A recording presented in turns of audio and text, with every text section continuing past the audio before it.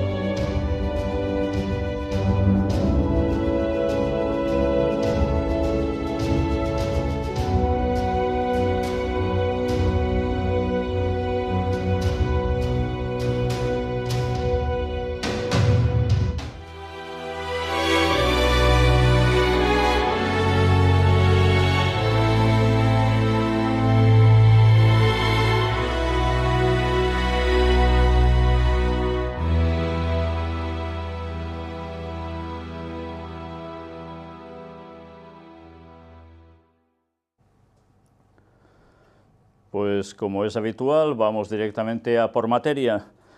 Año jubilar de Fátima. El Papa concede indulgencia plenaria. El santuario explica los requisitos para obtenerla. Vamos a ver en qué consisten. El santuario de Fátima anunció la concesión de una indulgencia plenaria por mandato del Papa Francisco durante este año jubilar que inició el 27 de noviembre de 2016 y concluirá el 26 de noviembre de 2017. Durante este año jubilar, la indulgencia será concedida a los fieles que visiten en peregrinación el santuario de Fátima y participen devotamente de alguna celebración u oración en honor de la Virgen María, recen la oración del Padre Nuestro, reciten el símbolo de la fe, el credo, e invoquen a Nuestra Señora de Fátima. A los fieles que visiten devotamente una imagen de la Virgen de Fátima expuesta a la veneración en iglesias. Fijaos que no utilizan adoración, ponen veneración. Capillas o lugares adecuados en los días del aniversario de las apariciones, día 13 de cada mes, de mayo a octubre de 2017. Participen en celebraciones u oraciones en honor de la Virgen María. Recen la oración del Padre Nuestro, reciten el símbolo de la fe, el credo, e invoquen a Nuestra Señora de Fátima. A los fieles que por razón de edad, enfermedad o graves motivos no puedan moverse, estén arrepentidos de sus pecados y tengan la firme intención de poner en práctica, tan pronto como sea posible, las tres condiciones indicadas ante una pequeña imagen de la Virgen de Fátima, y en los días de las apariciones se unan espiritualmente a las celebraciones jubilares, ofreciendo con confianza a Dios misericordioso por medio de María sus oraciones, sufrimientos y dificultades. Ya veis, por medio de María es todo esto, Para obtener la indulgencia plenaria, los fieles sinceramente arrepentidos y animados por la caridad deben cumplir las siguientes condiciones: confesión sacramental, comunión eucarística y oraciones por las intenciones del Papa. Pues si alguien aún no sabe exactamente en qué consisten las indulgencias, hemos visto los requisitos que se piden y las condiciones para que se dé una indulgencia, pero vamos a ver en sí qué es indulgencia y lo vamos a ver desde una página que veis totalmente católica.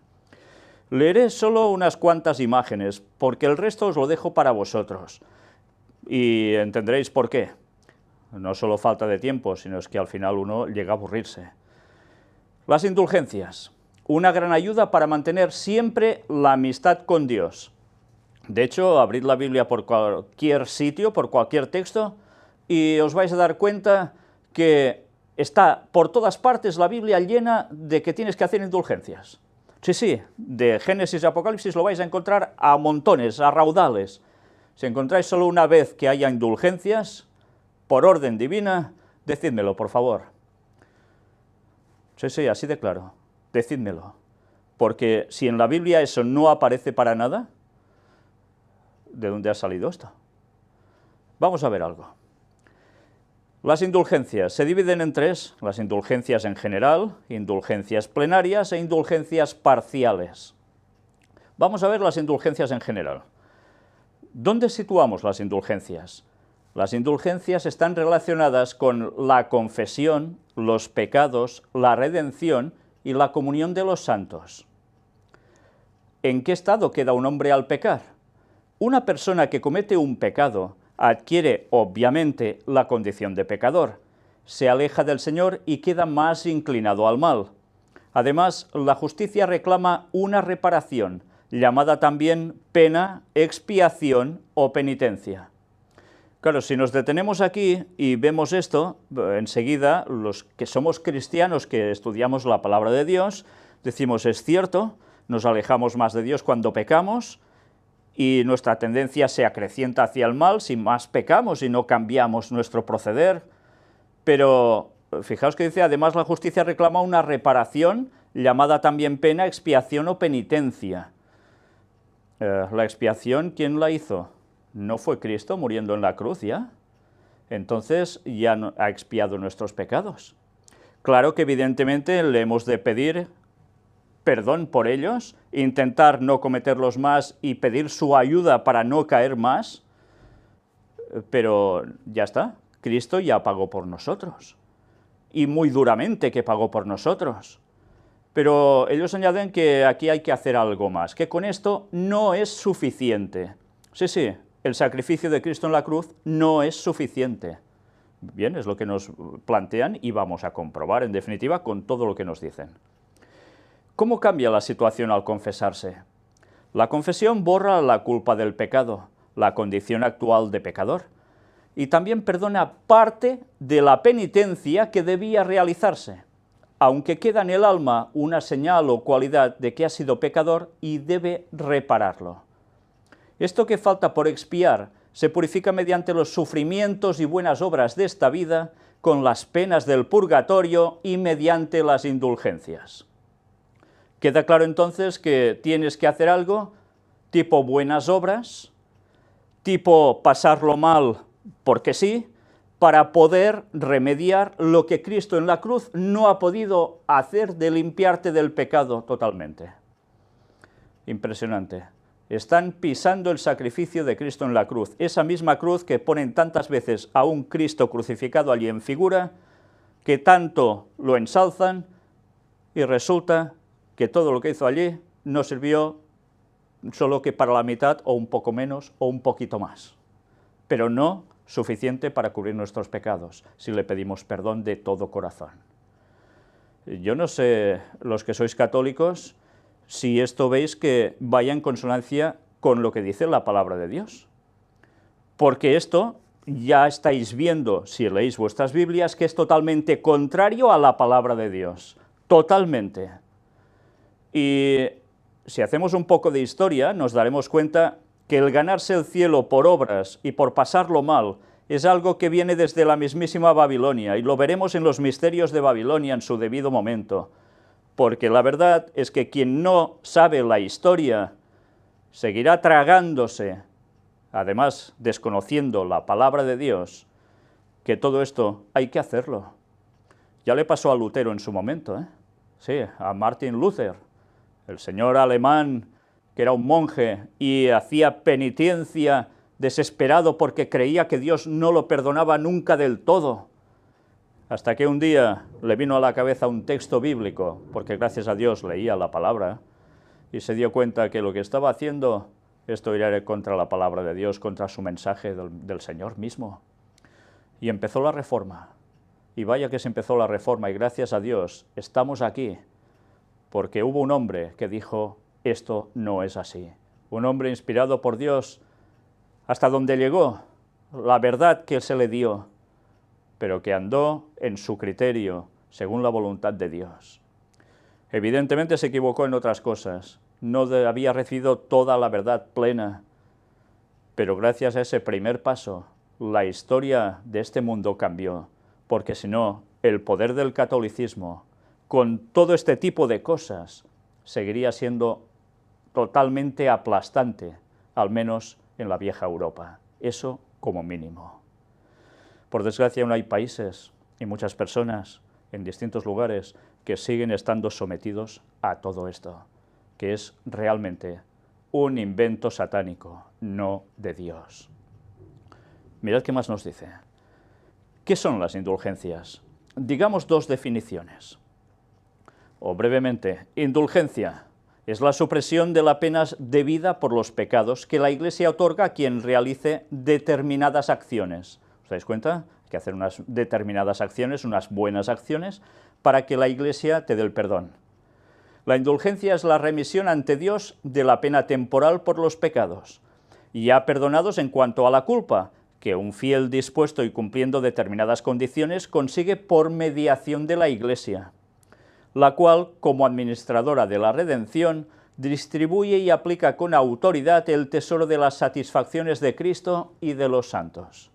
O sea que es la Iglesia la que va a determinar si se te perdona del todo o no, y te dirá que tienes que hacer ciertas cosas, porque lo que Cristo pagó por ti no es suficiente. ¿Las indulgencias pueden aplicarse a los difuntos? Atención a esto, ¿eh? Las indulgencias siempre son aplicables o a sí mismos o a las almas de los difuntos, pero no son aplicables a otras personas vivas en la tierra. Algunas indulgencias solo pueden aplicarse a los difuntos. Por ejemplo, rezando por ellos en un cementerio se consigue una indulgencia parcial, que será plenaria si se hace los días 1 al 8 de noviembre, una cada día. Por tanto, ya vemos que indulgencias también para los difuntos. ¿Y qué quiere decir esto? Pues que evidentemente si te dedicas a rezar por ellos, pues conseguirás que pasen a mejor vida del más allá. Y evidentemente si pagas por misas a los santos difuntos, que eso se sigue haciendo en todo el mundo católico, si no preguntárselo a cualquier párroco, y decirle, vengo a que me hagan una misa por mi tatarabuelo, que creo que aún está por ahí por el purgatorio pululando, y te dirán, vale, muy bien, esto sube tanto, y tendrás que pagar por esa misa. Este ha sido un método de recaptación del catolicismo durante siglos y siglos, y el muerto en verdad no se ha enterado de nada, porque sigue estando muerto y enterrado.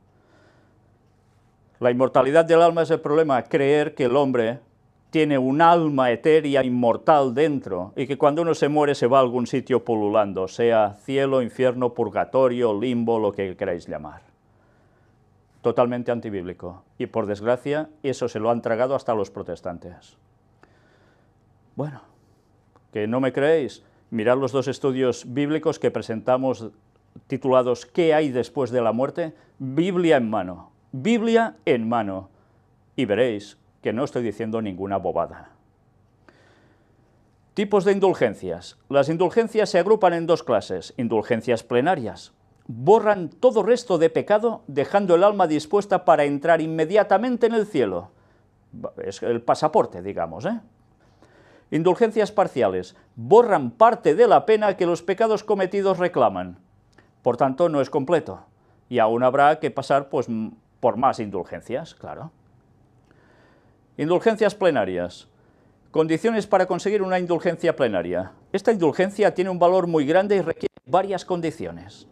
Los mismos requisitos que en las indulgencias parciales. Realizar la acción que la Iglesia premia con esta indulgencia, como la que hemos visto antes, que el Papa ha dicho sobre la Virgen de Fátima. Estar en gracia de Dios antes de acabar la obra premiada. Tener intención al menos general de ganar la indulgencia. Solo se puede ganar una indulgencia plenaria cada día. Sí, porque si no, acumulas demasiado y te llevas todos los puntos, y no puede ser. Tener la disposición interior de un desapego total del pecado, incluso venial. Confesarse al menos 20 días antes o después de realizar la acción premiada, sin olvidar que hay que estar en gracia de Dios antes de acabar la acción. Una misma confesión puede servir para ganar varias indulgencias plenarias. Recordemos como Jesús mismo dijo, sí, tenéis que hacer esto 20 días antes, sí, a ver si lo encontráis en algún lugar, o alguno de los discípulos. Si lo encontráis, ya me podéis escribir, mandarlo, enmarcarlo, lo que queráis. ¿Quién se ha inventado eso? Comulgar en ese mismo periodo de tiempo. Rezar por las intenciones del Papa, un Padre Nuestro y un Ave María, u otras oraciones, debe hacerse también en esos días. ¿Qué acciones están premiadas con indulgencia plenaria? Cualquier día se puede obtener una indulgencia plenaria en estos casos. Adoración en la Eucaristía durante media hora. Si te quedas unos minutos menos, quizás ya no te sirve. Realización del Vía Crucis recorriendo las 14 estaciones erigidas mediante la Pasión del Señor. Rezo del Santo Rosario, 5 misterios seguidos, en una iglesia o en familia o acompañado de otros.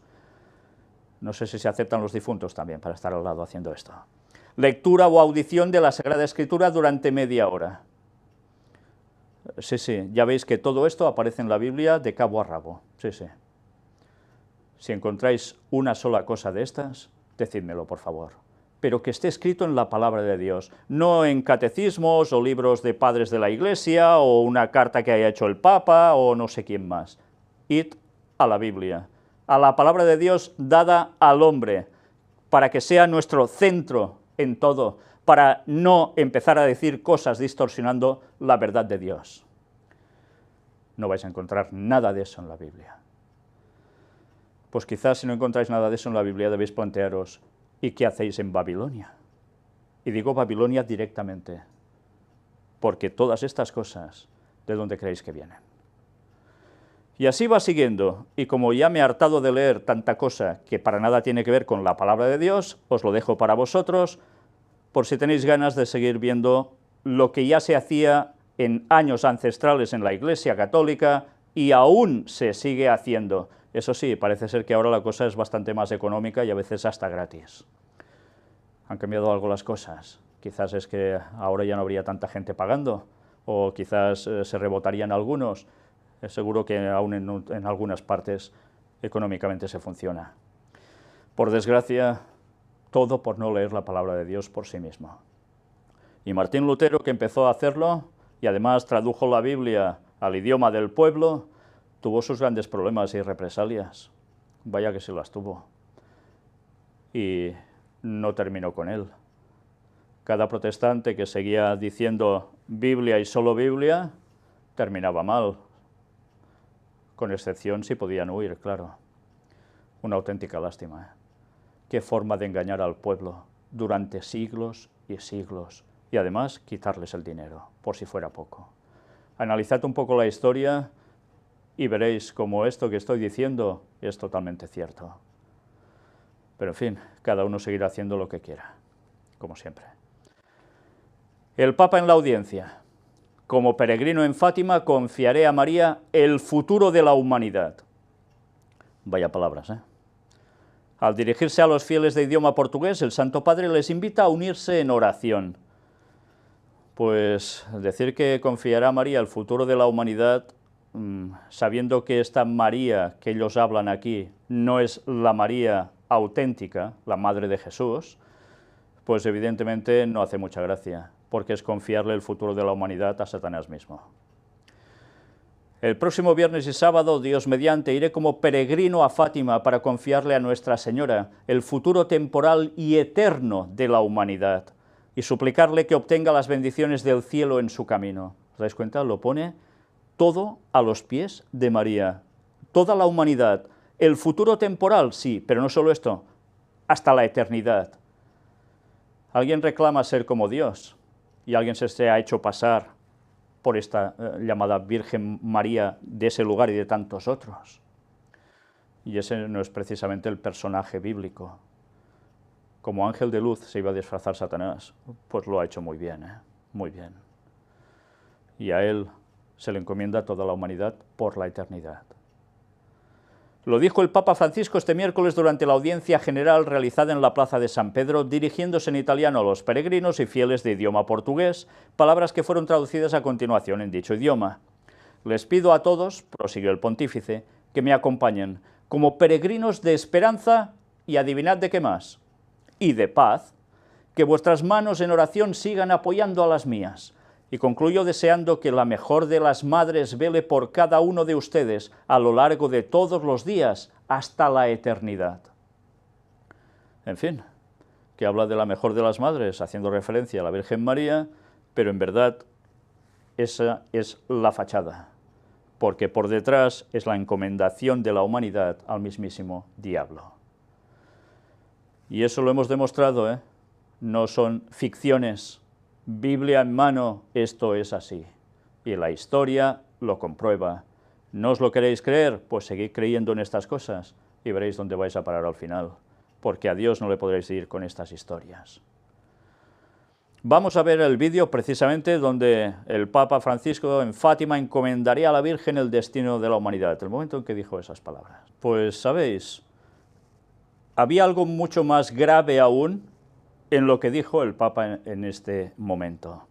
Es algo que cuando uno ve el vídeo, si no está atento, puede casi ni darle la importancia impresionante que llegan a tener esas palabras que él ha dicho. No solo era encomendar a la Virgen el destino de la humanidad. Ahora estad atentos, vamos a pasar precisamente los pocos segundos donde dice unas frases comparativas entre Cristo y la Virgen María. Veámoslo y escuchémoslo bien. Pero, ¿somos conscientes de lo que está diciendo? Nadie en la historia ha pasado el dolor que Cristo soportó, porque no era solo un dolor sentimental o físico, iba mucho más allá de todo esto. ¿Qué mató a Cristo en la cruz? ¿Los clavos? ¿La asfixia? Lo que mató a Cristo en la cruz, lo que le hizo reventar el corazón, fue el peso de los pecados de todo el mundo, desde el primero de Adán y Eva hasta el último de los pecadores que haya pasado por este planeta hasta el regreso de Cristo. Ese peso de pecado, nadie de nosotros lo podrá tolerar, saber, sospesar nunca cómo realmente fue. Fue lo que nos dio la salvación. Y él pasó por la etapa de la muerte segunda, que todo pecador que no vaya a ser salvo sentirá. Cristo por un momento dijo, lama, lama, sabactani, ¿por qué me has desamparado? Porque no podía ver ni la gloria de Dios en esos momentos de su Padre, debido al pecado, esas densas tinieblas que lo envolvieron. Y resulta que él pasó por esa agonía de los que sentirán que pierden la salvación eterna en la muerte segunda después del milenio, a partir del año 3031. El milenio va a empezar en 2031, terminará en 3031. Y en esos momentos, cuando haya la resurrección de los impíos de todas las épocas, los que no habrán sido salvos, poco tiempo después recibirán ese castigo divino por lo que ellos han hecho, porque eso será el auténtico infierno. Y no va a ser un fuego quemando por la eternidad, con todos, ay, ay, ay, así por la eternidad, no. Unos durarán más, otros menos, el último en fallecer será Satanás, porque es el instigador y causante absoluto de todo el pecado. Pero ese sentimiento, ese sentido de quedar separado de Dios por siempre, como él estaba sintiendo en la cruz en esos momentos, jamás la Virgen María podía sentirlo. Ella podía sentirlo como el hijo que había tenido, sabiendo quién era su hijo, pero jamás iba a sentir ese tremendo dolor de separación con Dios.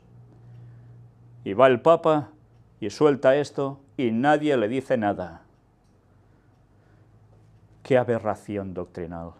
Una aberración absoluta, todo para vindicar el papel de la buena Virgen María, Madre de Jesús, y llevarla a las cumbres celestiales, al trono de Dios a su lado. e intercediendo por nosotros como si fuera nuestro abogado.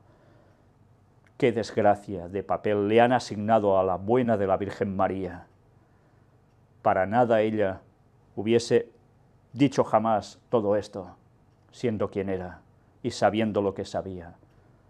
Y por desgracia, muchas personas cuando digo estas cosas creen que voy contra la Virgen María.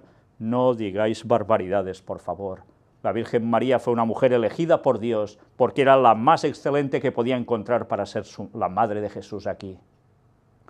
Pero de eso asignarle todo el resto de cosas, ¡qué barbaridad!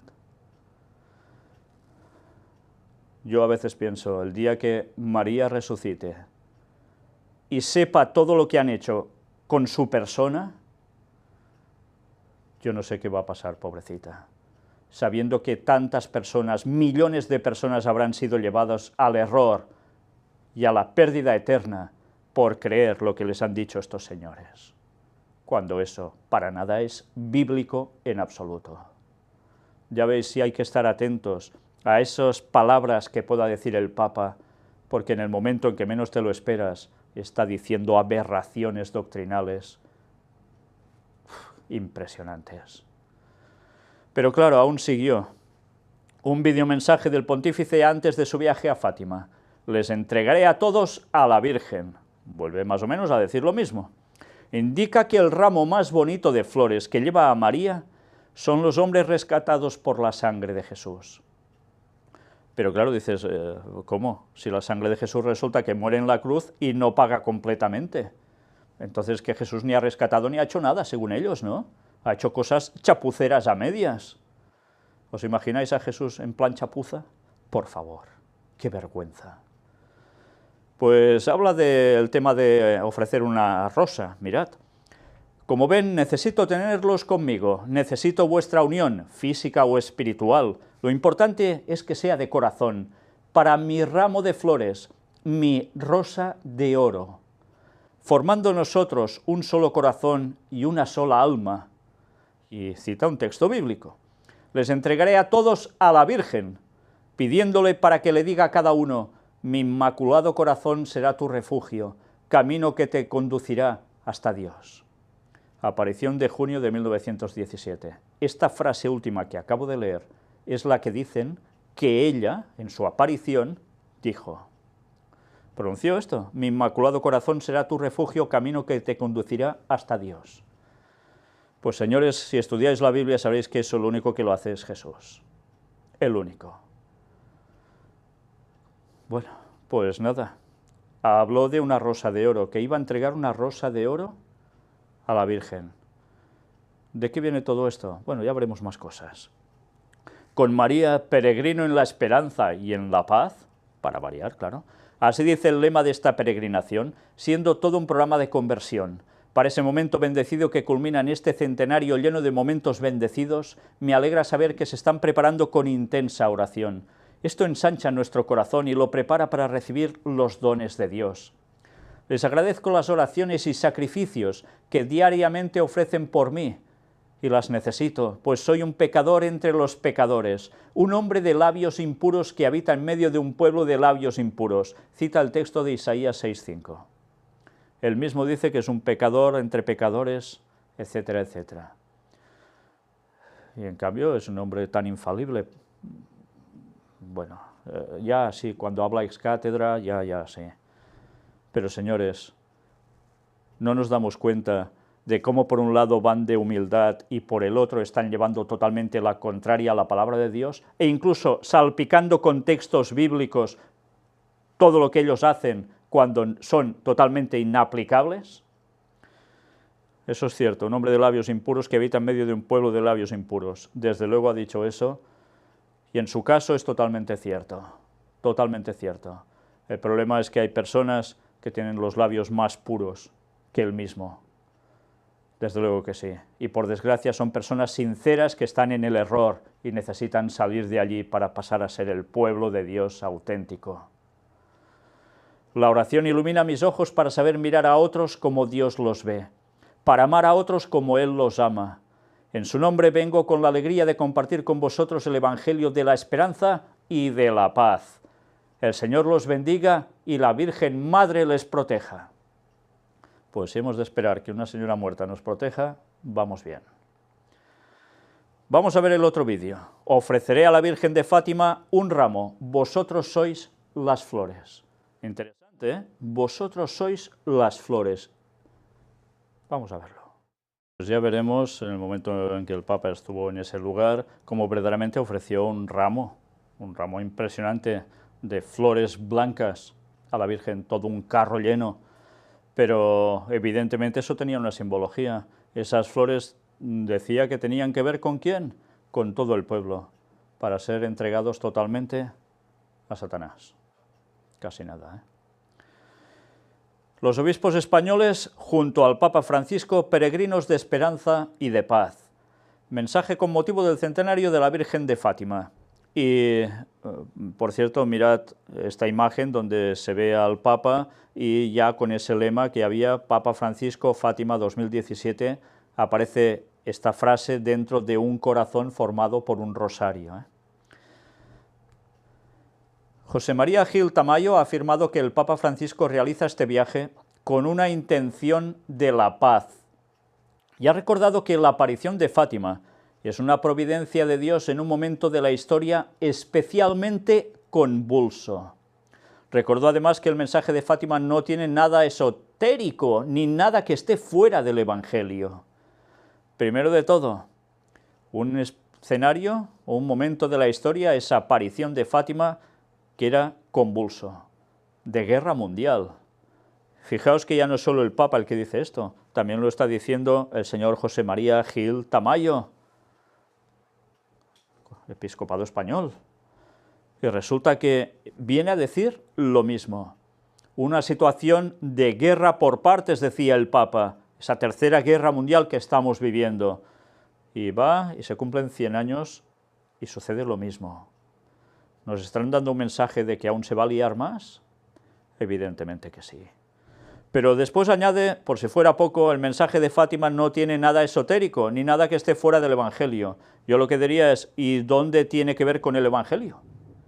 Porque es que no tiene que ver absolutamente nada, y de esotérico tanto como queráis. Pero esto de divino no tiene absolutamente nada. Y como es habitual, la palabra paz tenía que salir.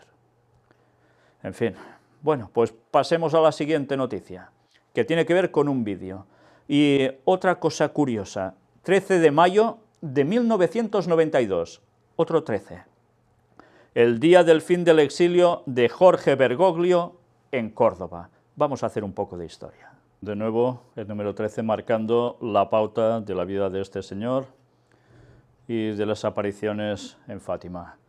Esa extraña coincidencia, que hasta en el vídeo nos lo muestran, y que curiosamente, al igual que otros papas anteriores, fueron a Fátima pidiendo algo a la Virgen y que tenía que ver también con situaciones complicadas como las que dicen que él había vivido estando en esa parte de Argentina. Estaré con María en Fátima, escribió el Papa en su cuenta Twitter. Mañana estaré con María en Fátima, como peregrino en la esperanza y en la paz. Miremosla, todo es don de Dios, nuestra fuerza. Este es el tuit que envió el Papa. Y un viaje menos peligroso o neurálgico desde el punto de vista internacional, coinciden los analistas, que el reciente a Egipto, donde en la Universidad de Al-Azhar señaló que no se puede realizar violencia en nombre de Dios y que los líderes religiosos se deben empeñar en esto. Fijaos, ayer lo estábamos comentando en la primera parte de este tema. Primero fue a Egipto. Tenían algunos temor de lo que pudiera acontecer con el Papa allí, pero fue por algo ecumenismo con el mundo islámico.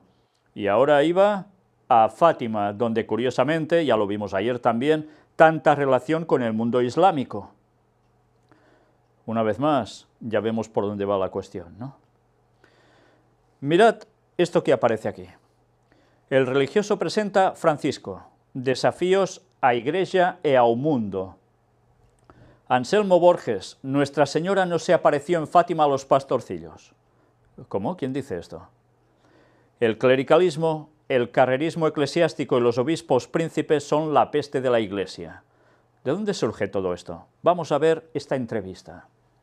Filósofo y teólogo, profesor de la Universidad de Coimbra, el religioso portugués Anselmo Borges publica Francisco, Desafíos a Igreja e ao Mundo, en cuya presentación estuvo el presidente de la República, que ya estuvimos hablando del presidente de la República Portuguesa. ¿Lo recordáis cuando fue elegido? Un señor puesto en masonería y católico. Bien, pues sigamos viendo. Profundamente franciscano, crítico y libre, el escritor denuncia el adormecimiento de la Iglesia portuguesa, fustiga el clericalismo y el carrerismo como la peste de la institución y espera que la visita del Papa a Fátima sirva para sacudirla de su letargo, aunque allí no se apareciera la Virgen a los pastorcillos. ¿Y por qué dicen esto? Ya iremos viendo más. Ahora el Papa Francisco trae de nuevo el Evangelio y la gente percibe en él, en sus palabras, en sus gestos y en sus actitudes, quién es, lo que hizo y lo que quiere Jesús.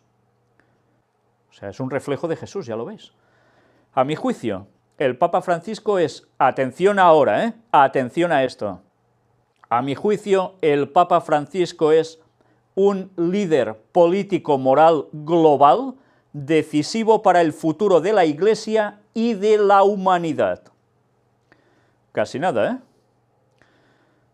Y desde luego lo que está diciendo es totalmente profético, porque va a ser el líder político-moral global para conseguir lo que aquí se está diciendo.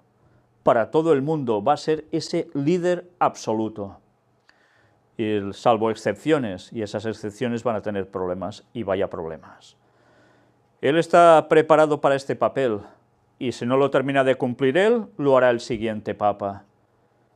Pero vamos encarados directamente al momento del retorno de Cristo, y antes lo profetizado bíblicamente se va a cumplir. Y ya veis, no lo está diciendo una persona que no entienda de la cuestión, está hablando alguien que ya tiene un cierto peso en estas cuestiones. Pues mirad, aún nos va diciendo más cosas. La primavera se plasma en el mismo nombre que Bergoglio eligió, Francisco. El Papa es franciscano por opción y por eso es cristiano. Esta es la revolución de Francisco. Él es cristiano, no porque haya sido bautizado, sino porque sigue a Jesús en su vida. Basta ver cómo se comporta. Es sencillo, humilde, abraza, besa, está con todos y sobre todo con los que nadie o muy pocos están, los más pobres, marginados, ofendidos, humillados, la gente de las periferias. Bueno, claro, le llaman, se puso por nombre Francisco, como Francisco de Asís, porque hacía estas cosas teóricamente, pero también como jesuita, porque son los que hacen esto y tantas veces fingiendo la perfección. No todos, gracias a Dios, porque hay muy buena gente también entre ellos. Pero al mismo tiempo el Papa es jesuita, formado para la eficacia, en el contexto del mundo actual globalizado. Por eso lucha para activar una revolución dentro de la Iglesia. Tolerancia cero para la lacra de la pederastia. Transparencia plena en el Banco Vaticano, reforma profunda y constitucional de la curia romana. ¿Será reformable la curia? Primado de la pastoral sobre el dogma en la atención a las personas concretas, del Evangelio sobre el derecho canónico, gobierno sinodal de la Iglesia en todos los niveles, inculturación del Evangelio en las diferentes culturas, participación activa de los laicos, no discriminación de las mujeres. El próximo sínodo es para y con todos los jóvenes, también con los alejados de la Iglesia, los agnósticos o los ateos. Apertura de puertas para el fin del celibato obligatorio con la ordenación de hombres casados. Diálogo con y entre las diferentes iglesias cristianas. Nunca se presenta a sí mismo como el Papa, sino como el obispo de Roma y elogia a Lutero. Fue a Egipto, encontrándose con el Papa de los coptos y con el imán de la Mezquita Universidad de Al-Azhar, y diálogo interreligioso, concretamente con el Islam moderado. Bien, ya veis que lo está pintando como prácticamente el salvador de toda la Iglesia católica, entre otras cosas, y de la humanidad en consecuencia. Pero ¿os habéis dado cuenta que habla precisamente de tolerancia cero con la lacra de la pederastia? Pues atención, porque si Dios quiere mañana vamos a presentar las noticias de actualidad y veremos una vez más que eso, nada de nada, una apariencia una vez más y se acabó. Pero no solo esto, transparencia plena en el Banco Vaticano, pues id mirando todo lo que ha habido en el Banco Vaticano y las cosas que no saldrán nunca a la luz, porque hay muchas cosas que han quedado archivadas y allí se quedan y no avanzan en juzgados, etcétera, etcétera. Os recomiendo un libro, Vaticano S.A., escrito quizás hace unos 6 años o algo así. Las cosas no han cambiado. Aparentemente, una leve limpieza por fuerza, pero nada más. Una vez más, ¿de qué viene esto de la primavera? La primavera aplicada a Bergoglio. ¿Qué ha sucedido en los países de Medio Oriente? Estuvimos haciendo conferencias al respecto, la primavera árabe. Va a haber unos cambios en cada país de ese lugar por unos movimientos internos y todos han terminado como han terminado, ¿verdad? Porque han terminado como empezaron, con violencia tantísimas veces y promovidas por alguien, pues esos cambios, esa primavera que dicen aquí para Bergoglio, ya sabemos una vez más que esto no puede acabar bien. Aparentemente sí, pero a los ojos de Dios seguro que no. Y para el pueblo de Dios, menos. Menos porque son los que lo van a pasar mal, me refiero a eso. Anuncio y denuncia. Anuncia el Evangelio y denuncia las desgracias de la Iglesia en el mundo. La encíclica Laudato Si sobre la ecología integral hará historia y repite que este capitalismo desregulado y salvaje mata, que el centro de la economía tiene que ser la persona, todas las personas, y no el dios dinero. Lucha por la paz, con intervenciones eficaces, como se vio en las relaciones entre Estados Unidos y Cuba o en Colombia. Fue a Israel y a Egipto, y va a ir a Sudán del Sur. Y le gustaría ir a Irak, a Moscú y sobre todo a Pekín, tanto más cuanto que está convencido de que el futuro del cristianismo se juega en gran medida en Asia. Vaya declaraciones, que está diciendo este señor. Por un lado, ya sabemos a qué se refiere y toda esa banda teatral que está haciendo el Vaticano, pero por el otro lado nos está diciendo sus propósitos. Y desde luego no va nada errado, porque de allí va a depender, de esos lugares, muchas cosas que van a acontecer en el resto del mundo. Sigue diciendo más cosas, como esto que veis aquí. Se trató pues de una experiencia religiosa infantil, hablando de esa aparición de Fátima, y según los esquemas y un imaginario hermenéutico interpretativo situado en ese contexto. No se puede olvidar que la experiencia religiosa se da siempre dentro de una interpretación, de tal modo que hay experiencias religiosas mejores y otras no tan buenas. La de aquellos niños no fue de las mejores. Para verlo basta preguntarse, ¿qué madre mostraría el infierno a unos críos de 10, 9 y 7 años? Bueno, lo mismo que nos planteamos nosotros la otra vez, ahora se lo plantea este señor que es católico. Los pastorcitos quedaron marcados negativamente y de alguna manera con la vida quebrada. Al mismo tiempo, es admirable la inmensa generosidad que tuvieron frente a la situación que estaban viviendo, dando la poca comida que tenían a las ovejas para pedir por la conversión de los pecadores. Además, aquel núcleo de experiencia fue sometido a arreglos 1000 a lo largo del tiempo, según los nuevos esquemas interpretativos. En el contexto de las nuevas situaciones históricas y de los nuevos desarrollos, apareciendo, por ejemplo, el combate contra el comunismo. En cambio, no se habló para nada de la necesaria condena del nazismo. Lo deja en puntos suspensivos. La necesaria condena del nazismo. Pues indagad en la historia y veréis quién estuvo detrás precisamente del nazismo. ¿A quién le interesó que el nazismo estuviera en Alemania e hiciese lo que hizo con todo lo que conllevó? ¿A alguien le interesó? ¿Verdad que lo sabéis, señores del Vaticano?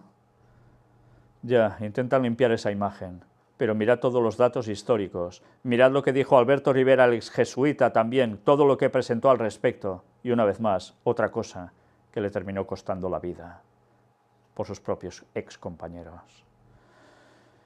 Pues bien, aquí él se plantea, no fue una aparición tal cual, sino una vivencia interna, algo parecido a esto por la situación que pasaron, etcétera, etcétera. Ayer vimos que ya decían también los propios sacerdotes, algunos de ellos, y el Papa mismo también llega a decirlo, que no es necesario creer a pies juntillas en la aparición de Fátima para ser un buen católico, pero que hay que cumplir con todo el resto de cosas, pero que eso va bien para la fe del pueblo. Vamos a ver más cosas, aún no ha terminado. María, la madre de Jesús, ¿se apareció en Fátima? Aquí lo decisivo es hacer una distinción fundamental entre apariciones y visiones. Una aparición es objetiva, cuando, por ejemplo, estamos hablando con una persona y llega otra. Ambos vemos a la tercera persona que llega. Si estuviésemos 4 o 5 personas, seríamos 4 o 5 a ver y constatar la llegada objetiva de esta otra persona. Evidentemente, no fue eso lo que sucedió en Fátima, y en este sentido está claro que Nuestra Señora no se apareció en Fátima a los pastorcillos. Anda, qué cosas dice, ¿no? Si fuese una aparición, todos los presentes verían y constatarían su presencia, algo que no sucedió ni podía suceder, pues María no tiene un cuerpo físico que pueda mostrarse empíricamente. Una vez más, en plan fantasma, espíritu, ¿no? ¿Fátima es un milagro de la religiosidad popular o un puro negocio de marketing religioso? Sí, Fátima es un milagro de religiosidad popular. El gran milagro de Fátima son los 6 millones de personas que visitan el santuario cada año. Y allí encontraron y encuentran paz, serenidad y recogimiento, consuelo y alivio en sus aflicciones y en sus sufrimientos, conversión al Dios de Jesús y a aquellos que él ama. El dominico Fray Bento Domínguez dio una definición insuperable de todo este fenómeno. Fátima es el muelle de todas las lágrimas de los portugueses. Desgraciadamente, Fátima es también un peligroso negocio. Por eso digo frecuentemente que Fátima necesita ser evangelizada. Frente al Dios del miedo y del terror, anunciar el Dios del Evangelio, el Dios de la alegría, de la misericordia, del perdón, el Dios que es Padre y Madre, el Dios cuyo único interés es la felicidad y la plena realización de todos los hombres y mujeres. El Dios que dice, no quiero sacrificios, sino misericordia. El Dios que rechaza la religión de las promesas porque Él es gracia. Por otro lado, es necesario acabar con el alumbrado de millones de velas, incluso por una razón ecológica. Y la Iglesia tendrá que rendir cuentas para que no haya dudas sobre la transparencia en cuestiones de dinero. En fin, ya veis, también se mezcla el tema ecológico por aquí en medio. Por cierto, aprovecho para decir que ya sabéis que el Vaticano va a ser el primer Estado que va a cambiar toda su disposición lumínica, entre otras cosas, para ser un ejemplo a seguir por el resto de los países del mundo. Y tiene que ver precisamente con el tema del cambio climático y Laudato Si, la encíclica del Papa. En fin, luego aquí este señor ya veis que además habla de rendir cuentas por temas económicos. ¿A qué va el Papa Fátima? Francisco es muy devoto de María, de la que dijo, ella es mi mamá. Por eso viene como peregrino y no en visita oficial de Estado. Evidentemente no iba en visita oficial de Estado, pero lo fue a recibir, ¿quién? El líder del Estado, porque también es católico, sí, pero evidentemente el peso del Papa era de recepción casi plena. Bien, la entrevista va siguiendo y nosotros la dejamos. Vamos a ver otro vídeo. Relacionan a la Virgen de Fátima con los ovnis. Supongo que esto ya lo habéis oído en más de una ocasión, estuvimos tratando también de ello. Pues vamos a ver un programa de televisión donde comentan precisamente más misterios sobre este tema. ¿Tiene que ver con ovnis también esa aparición?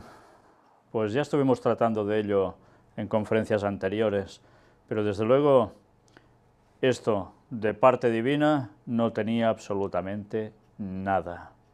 Vamos a seguir. A las 11 de la mañana, el Papa reza en Santa María la Mayor por su peregrinación. Y lo anunció en tuit. Fue a las 11, ya lo veis, como siempre, tantas veces. Y va allí el día 12 de mayo, antes de coger precisamente el avión para desplazarse hasta Fátima. Primero de todo, como siempre, el Papa, ¿qué hace? Pues se consolida así la tradición de ir a los pies de la imagen de María Salus Populi Romani, antes de un viaje internacional, para ofrecerle un buquet de flores y pedirle sus bendiciones. De nuevo aparece el seguir ofreciendo flores a una estatua, flores a Semiramis. Sí, digo Semiramis directamente porque es en verdad a quien hace referencia esa estatua que los aplican como Virgen María, pero que también a su vez tiene significación de entregar todo ¿a quién? Pues a Satanás mismo, que es el instigador de todo esto. Y siempre va allí a ofrecer su viaje totalmente a los pies. Bien, pues esto lo hace cuando va y cuando vuelve. Llegan las 2:10 del mediodía y despega el avión de Alitalia que lleva el pontífice a Portugal. En un tuit el Santo Padre pide a todos oraciones y que se unan a él como peregrinos de la paz. Vuelve a inculcar, como siempre, ese concepto. En su cuenta Twitter el Papa antes de partir escribió: «Pido a todos ustedes que se unan a mí como peregrinos de la esperanza y de la paz, que vuestras manos en oración continúen sosteniendo las mías».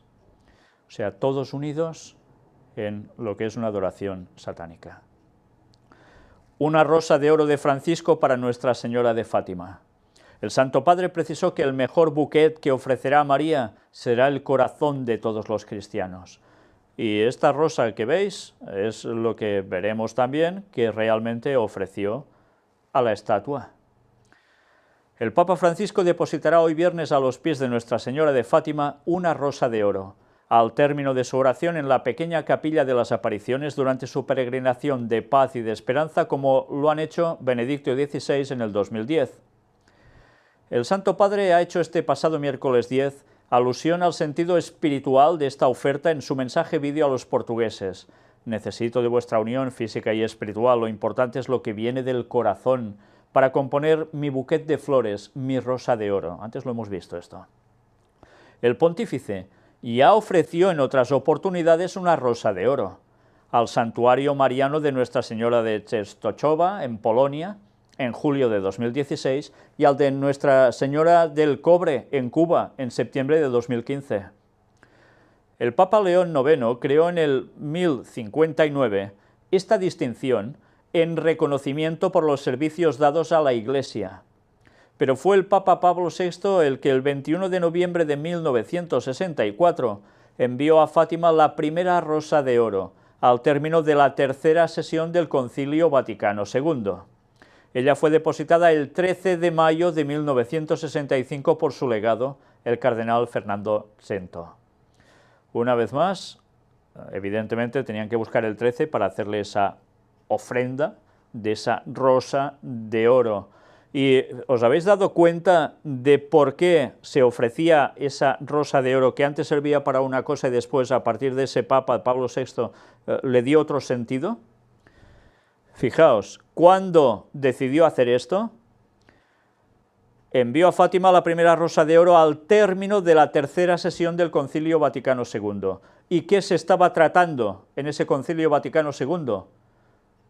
La apertura de la Iglesia Católica hacia el ecumenismo para ganarse a todas las religiones cristianas que no eran católicas y también al resto de creencias de todo el mundo. ¿Os dais cuenta de dónde surge esto? La simbología de entregar la rosa de oro a la Virgen tiene que ver con, está entregando a toda la humanidad en ecumenismo a Satanás.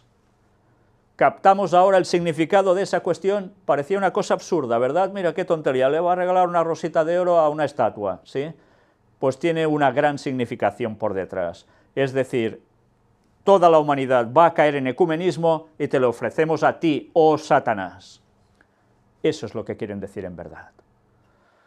Entre tanto, Benedicto XVI fue el primero a entregarla personalmente, durante su oración en la pequeña capilla de las apariciones el 12 de mayo de 2010, como un homenaje de gratitud hacia Nuestra Señora de Fátima. Una vez más, lo mismo.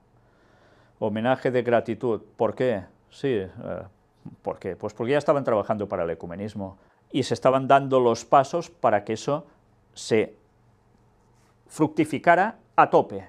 Y con este Papa lo estamos viendo cómo va creciendo y floreciendo a la perfección.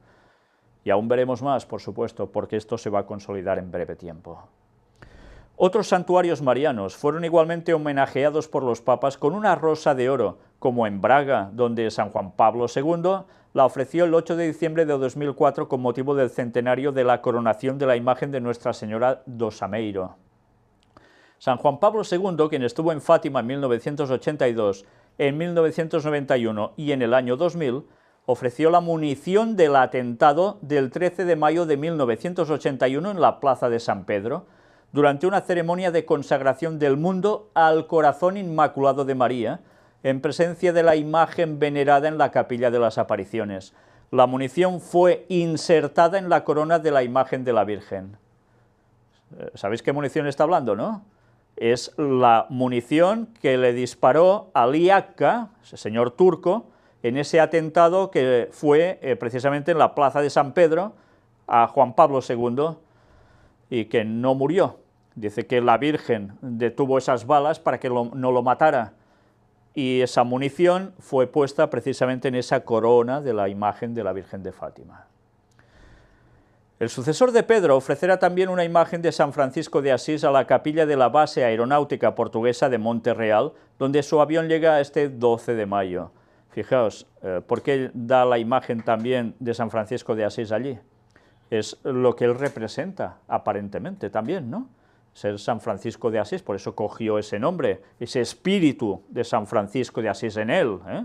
Esto tiene más trascendencia de lo que parece en un principio, ¿eh? ¿Y por qué San Francisco de Asís? Pues porque, recordemos, San Francisco de Asís a qué iba totalmente ligado, según el Papa, a la encíclica Laudato Si, su encíclica, medio ambiente. Por tanto, ya está dando toda una perspectiva. Medio ambiente, cambio climático y demás, economía a nivel mundial que tiene que girarse y hacer como ellos dicen, buscar el bien común, tantas cosas más, ¿asociado a qué? Pues a ecumenismo, con esa rosa de oro por el otro lado. Estas son las ofrendas que dejó allí, los regalitos. Lo está diciendo todo en detalles, y la mayor parte de gente no nos enteramos de nada. Pues esto no es ciencia ficción, esta es la realidad de lo que están haciendo. La agenda satánica va avanzando. Y recordemos que hay dentro de esa encíclica Laudato Si, para arreglar los problemas del mundo, para el bien común, el domingo como día de reposo para todos. Ecumenismo, todo junto. ¿Vamos captando lo que están haciendo? ¿Creéis que estos viajes se hacen porque sí? También un mosaico evocador del centenario de las apariciones al presidente de la República de Portugal, Marcelo Rebelo de Sousa. Y así ya se completa el pack. Otro de los dones será un cuadro de la Última Cena a la casa Nuestra Señora del Monte Carmelo, donde pernoctará como San Juan Pablo II y Benedicto XVI, y un cáliz y una casulla al obispo Leiria Fátima, Monseñor Antonio Augusto dos Santos Marto, y un cáliz a la Nunciatura Apostólica. Y termina de repartir un poco para todos. Cientos de miles de peregrinos llegan a Fátima, con motivo del viaje del Papa Francisco en el centenario de las apariciones marianas. En apretadas filas, pero en constante movimiento, la gente se acerca a orar en la pequeña capilla de las apariciones con paredes de vidrio, donde la imagen de la Virgen María, cuya estatua se conoce en todo el mundo, ha recibido en un siglo el homenaje de 4 papas: Pío XII, Pablo VI, Juan Pablo II y Benedicto XVI, y de millones de peregrinos. Y esta es la situación que, una vez más, se encontraría ese lugar. Esta vez, ¿quién iba a ir allí? Era el último de los papas, Francisco. En Fátima el misterio se ven las acciones de peregrinos que avanzan de rodillas, con o sin la protección en las rodillas, a veces apoyándose en el brazo de otro, jóvenes y viejos, mujeres más que los hombres, en esta larga avenida de piedra blanca que conduce al umbral de María, entre el nuevo y el viejo santuario, donde los retratos de Francisco y Jacinta están en torno a ellos. ¿Os dais cuenta de qué va todo esto? Peregrinaciones, ¿de qué tipo? Antes lo hemos visto, indulgencias plenarias y todo en lo que llega a consistir, pues en martirizarse uno mismo, yendo de rodillas que pueden estar sangrando, que no se pueden ni estar aguantando, para ganarse el favor de Dios, el perdón de Dios. ¿Y no es más fácil orar directamente a Dios sin tener que pasar ni por santos, ni la que dicen Virgen María, ni nada parecido? Tal como Dios nos lo enseñó. Todo lo que pidáis en mi nombre os será dado. Oramos a Dios Padre en el nombre de Jesús por su sacrificio, lo tenemos todo. No hace falta todo esto. Eso le vino a la mente, gracias a Dios, al bueno de Lutero. Y se dio cuenta precisamente cuando estaba subiendo unas escaleras haciendo penitencia de rodillas. ¿Qué estoy haciendo? Gracias al texto que Dios le puso en la cabeza. En fin, por desgracia, no les llega a todos esos textos en la cabeza. ¿Cuánta gente necesita salir de este engaño satánico? ¿Cuánta gente quiere ganarse el cielo por buenas obras, incluso maltratando su cuerpo? ¿Y de qué modos? Para conseguir la salvación. Qué desespero deben tener en ese corazón, qué aflicción tan grande, buscando como sea la salvación. ¿A cambio de qué? De lo que Dios nunca quiso. Misericordia quiero y no sacrificios. Un teólogo dijo recientemente que si tuviéramos la misma responsabilidad que de los pastorcitos de Fátima, habría un cambio en la civilización. Pues sí, sí que va a haber un cambio en la civilización en breve, cuando Satanás haga sus últimos movimientos espectaculares, que tendrá que ver también con fenómenos extraños que aparecerán, con personajes que aparecerán también en el cielo y se manifestarán por la tierra, hasta que al final vendrá el mismo Satanás haciéndose pasar por Jesús. Vaya que se habrá un cambio de civilización, porque después vendrá Jesús y pondrá fin a todo esto, definitivamente. Nosotros vamos a terminar hoy la temática aquí, la temática de esta segunda parte, que es lo que tiene que ver antes que el Papa llegara a Fátima. Ya veis si ha dado de sí, aún podía dar mucho más, por supuesto, pero ahora ya vamos a centrarnos directamente en lo que tiene que ver con la llegada del Papa ya a Fátima. Analizaremos lo que hizo durante esos 2 días, y después aún deberemos seguir añadiendo lo que ha acontecido después en su retorno. Una vez más vamos a ver cosas que no tienen desperdicio. Gracias a Dios que el Señor viene pronto, y todas estas cosas que la gente se ha tragado, por desgracia, por ese tan hábil plan satánico trazado a través del Vaticano, se va a terminar, y muchos serán liberados por siempre. Pero antes debemos darles el mensaje de salvación, la auténtica verdad de liberación en Cristo y en nadie más. Maranata, el Señor vuelve, 2031. Que Dios los bendiga.